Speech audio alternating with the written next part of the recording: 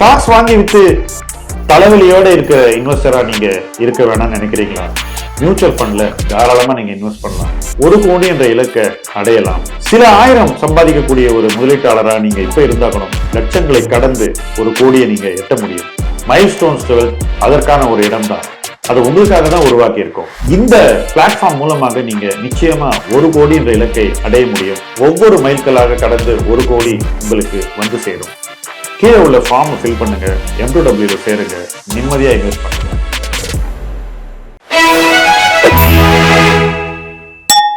இந்த வீடியோல நம்ம பேச போற தலைப்பு ரிட்டையர்மெண்ட் பணம். எல்லாருக்கும் ரிட்டையர் ஆகணும்ன்றது ஒரு எதிர்பார்க்கக்கூடிய ஒரு நிகழ்வாக சமீப ஆண்டுகள்ல மாறி இருக்கு. எனக்கு தெரிஞ்சு நான் வேலை செய்ய ஆரம்பிச்ச காலகட்டத்தில் ரிட்டையர் ஆகணும்னா எல்லாரும் வருத்தப்படுவாங்க. ரிட்டையர்மெண்ட் ஆகிற அன்னைக்கு அழுகவங்கெல்லாம் நிறைய பேர் இருக்காங்க.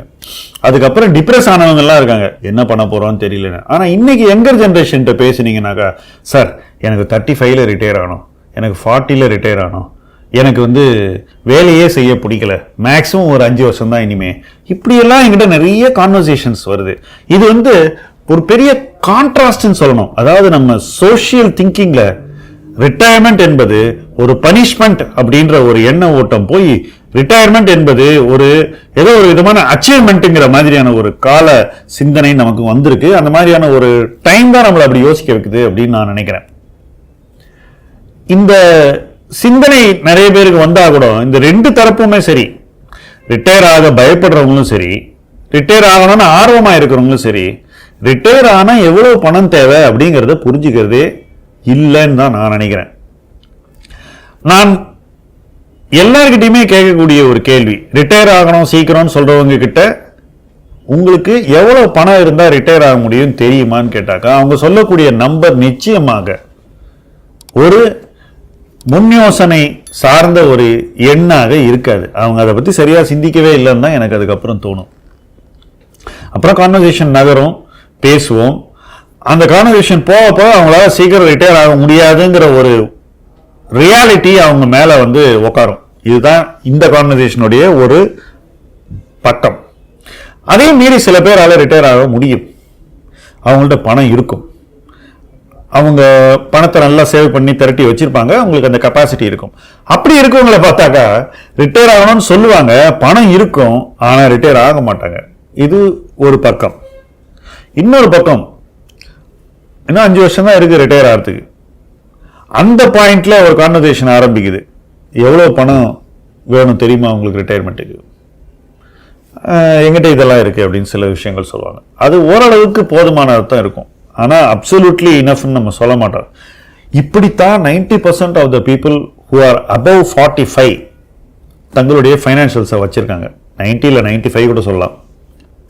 அதாவது அவங்க கிட்ட இருக்கக்கூடிய பணம் அவங்கள ரிட்டையர் ஆக விடாது. It is not enough. அதுதான் சிம்பிள் பாயிண்ட். ஆனாலும் அவங்களுடைய சிச்சுவேஷன் எப்படின்னா, ரொம்ப நாளைக்கு அவங்க வேலை செய்ய முடியாதுங்கிற ஒரு சூழ்நிலை, வேலை இருக்காது, அல்லது அந்த வேலை போதிய வருவாயை தருமா என்ற கேள்விக்குறி, அல்லது இப்படியே அவங்களால எவ்வளவு வேலை செய்ய முடியும்னு அவங்களுக்கே இருக்கக்கூடிய ஒரு கவலை, இதெல்லாம் சேர்ந்து அவங்களுடைய ரிட்டையர்மெண்ட் சார்ந்த அந்த முன்னகர்வையே ஒரு ஜேர்னி ஆஃப் ஃபியராக மாற்றி விடுகிறது. இதுவும் ஒரு கலை யதார்த்தம், இப்படியும் இருக்கிறது. இதுல முக்கியமான பாயிண்ட் என்ன? முக்கியமான பாயிண்ட் ஒண்ணுதாங்க, பணம். போதுமான பணம் இருக்கணும். நீங்க ரிட்டையர் ஆகுறீங்களோ ஆகலையோ போதுமான பணத்தை நீங்க சேர்த்து வச்சுக்கணும். எப்படி வச்சுப்பீங்க? ரிட்டையர்மெண்ட்டுக்குன்னு ஃபர்ஸ்ட் தனியா சேவ் பண்ணணும். எப்போ பண்ணணும்? நிறைய பேர் என்ன நினைக்கிறாங்கன்னா, ரிட்டையர்மெண்ட்டுக்கு 2 வருஷம் முன்னாடி இதை பத்தி யோசிக்க ஆரம்பிக்கலான்னு. ஏன்னா அவங்க என்ன நினைக்கிறாங்கன்னா, ரிட்டையர் ஆகும்போது தான் பிஎஃப் நம்ம தொடல, அது வரப்போகுது, கிராச்சுவிட்டி இருக்கு, நம்ம கிட்ட கொஞ்சம் பணம் இருக்கு, இதெல்லாம் சேர்த்து பார்த்து அப்போ டைம் நிறைய இருக்கும், அப்போ யோசிச்சுக்கலாம் அப்படின்னு நினைக்கிறாங்க. இதை விட தவறான ஒரு எண்ண ஓட்டம் இருக்கவே முடியாது என்பது என்னுடைய ஆழமான நம்பிக்கை. என்ன ரீசன்? இந்த பணம் எல்லாம் வருதுன்னே வச்சுப்போம். அன்னைக்கு உங்களால தைரியமா ரிஸ்க் எடுக்க முடியுமா? அந்த பணம் போயிடுச்சுன்னா என்ன ஆகும்? அந்த பயம் வருது இல்லை? உங்க வீட்லயே கேட்பாங்க, இது போயிடுச்சுன்னா என்ன பண்ணும், நீங்க எதுக்கு டெய்லி ஸ்டாக் மார்க்கெட்டுக்கு போறீங்கன்னு கேட்பாங்க. அல்லது எதுக்கு மியூச்சுவல் ஃபண்டில் போடுறீங்க, பேங்க்ல வைங்க அப்படின்வாங்க. ஏன்னா இதுக்கு முன்னாடி நீங்கள் என்ன செஞ்சுருக்கீங்கன்றது அந்த இடத்துல உங்களை கண்ட்ரோல் பண்ணும். நீங்கள் ரிஸ்கே எடுத்ததில்லை, எதுவுமே பண்ணதில்லை, இப்போ திடீர்னு இதெல்லாம் பண்ணுறீங்களேன்ற கேள்வி வரும். இது மாதிரி நிறைய பேர் இருக்காங்க, முக்காவாசி பேர் இருக்காங்க. அதனால் அவங்க என்ன பண்ணுவாங்கனாக்கா அவங்களுக்கு தெரிஞ்சதை மட்டும் செய்வாங்க. ஆனால் அது இன்ஃப்ளேஷனுக்கு மேலே ரிட்டர்னை கொடுக்காது. அதனால அவங்களுக்கு பண அழுத்தங்கள் தொடர்ந்து ரிட்டையர்மெண்ட்ல வரும். அவங்களுடைய ரிட்டையர்மெண்ட் பயணத்தையே ஒரு பெரிய தலைவலியாக மாற்றிவிடும். சரி, இதிலிருந்து மீள்வதற்கு என்ன சார் வழி? பணம் தான் பிரச்சனைன்னு சொல்றீங்க, பணம் வரும்போது யோசிச்சு நீங்க மேனேஜ் பண்ண முடியாதுன்னு சொல்றீங்க. அப்ப என்ன பண்ணணும்? இந்த கேள்வி உங்க மைண்ட்ல நிச்சயமா வரும். இதுக்கு ஒரே வழிதாங்க இருக்கு, ஸ்டார்ட் ஏர்லி. ரிட்டையர்மெண்ட்டுக்கு நீங்க ப்ரிப்பேர் பண்றதுக்கு உங்களுக்கு 10 to 15 இயர்ஸ் வேணும் அப்படிங்கிறத ஃபர்ஸ்ட் நீங்க ஒத்துக்குங்க. 5 இயர்ஸ் தான் இருக்குன்னா அட்லீஸ்ட் அந்த 5 இயர்ஸ்ல ப்ரிப்பேர் பண்ணுங்க. ஓரளவுக்கு உங்களால ப்ரிப்பேர் பண்ண முடியும். ஆனா ப்ரிப்பரேஷனே இல்லாம ரிட்டையர் ஆனாட்டு பார்க்கலான்னு யோசிக்காதீங்க. 10 to 15 இயர்ஸ் முன்னாடி ஆரம்பிச்சு என்ன சார் பண்ண போறீங்க அப்படின்னு நீங்க கேட்கலாம். ஃபர்ஸ்ட், என்ன மாதிரி இன்வெஸ்ட்மெண்ட் நம்மளுடைய டெம்பர்மெண்ட்டுக்கு வாழ்நாள் முழுவதும் நம்மளோட பயணிக்க உதவும் அல்லது நம்மளோட கூடவே வரும் அப்படின்னு யோசிக்கணும். நம்ம டெம்பரமெண்ட்டுக்கு சூட்டான அந்த இன்வெஸ்ட்மெண்ட் வழியை நம்ம கண்டுபிடிக்கணும். அதோட நம்ம பிராக்டிக்கலா மூவ் பண்ணணும். டைம் நகரணும், இன்வெஸ்ட்மெண்ட் நகரணும், நமக்கு எக்ஸ்பீரியன்ஸ் கூடணும். அந்த எக்ஸ்பீரியன்ஸ் நமக்கு கான்ஃபிடன்ஸை கொடுக்கணும், மன நிம்மதியை கொடுக்கணும். எப்போ? Long before you retire. அப்படி நடந்ததுன்னா என்ன ஆகும்னாக்கா உங்களுக்கு இன்வெஸ்ட்மெண்ட் என்ன ஆகுன்ற அந்த மனக்கவலை, இன்வெஸ்ட்மெண்ட் போதுமான ரிட்டர்னை கொடுக்குமான்ற அந்த இன்செக்யூரிட்டி, இன்வெஸ்ட்மெண்ட்டை நம்மளால மேனேஜ் பண்ண முடியுமான்ற அந்த அச்சம், இதெல்லாம் கிராஜுவலா நீங்க வேலையில் இருக்கும்போதே உங்களால ஓவர் கம் பண்ண உதவும். அப்படி ஓவர் கம் பண்ண பண்ண உங்களுடைய கன்விக்ஷன் அண்ட் கிளாரிட்டி போதுமான அளவு உருவாகிவிடும். ஸோ இதை நீங்க ஒரு 5 to 10 இயர்ஸ் பண்றீங்கன்னு வச்சுப்போமே, அல்லது 15 இயர்ஸ் பண்றீங்கன்னு வச்சுப்போமே, நீங்க ரிட்டையர் ஆன அன்னைக்கு என்ன மாதிரி மனநிலையில் இருப்பீங்கன்னு நான் இப்போ விவரிக்க போறேன். 15 இயர்ஸா இந்த இன்வெஸ்ட்மெண்ட் பண்ணியாச்சு, இப்போ இந்த எக்ஸ்ட்ரா பணம் வேற வரப்போகுது, இதையும் நான் இதே மெத்தட்ல பண்ண போறேன்.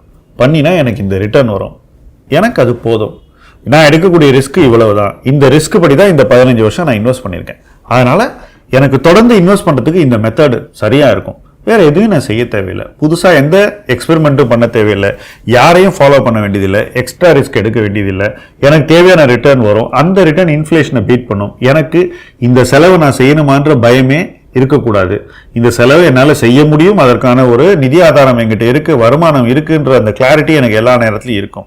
அந்த உத்தரவாதம் இருக்கிறதுனால என்னுடைய ரிட்டையர்மெண்ட் ஒரு நிம்மதியான வாழ்க்கையாக இருக்கும்னு நீங்க அந்த பாயிண்ட்ல உணரணும், ஃபீல் பண்ணணும். அப்படி ஒரு உணர்வு வரும்போது அந்த ரிட்டையர்மெண்ட் எப்படி இருக்கும்? நிம்மதியா இருக்கும்.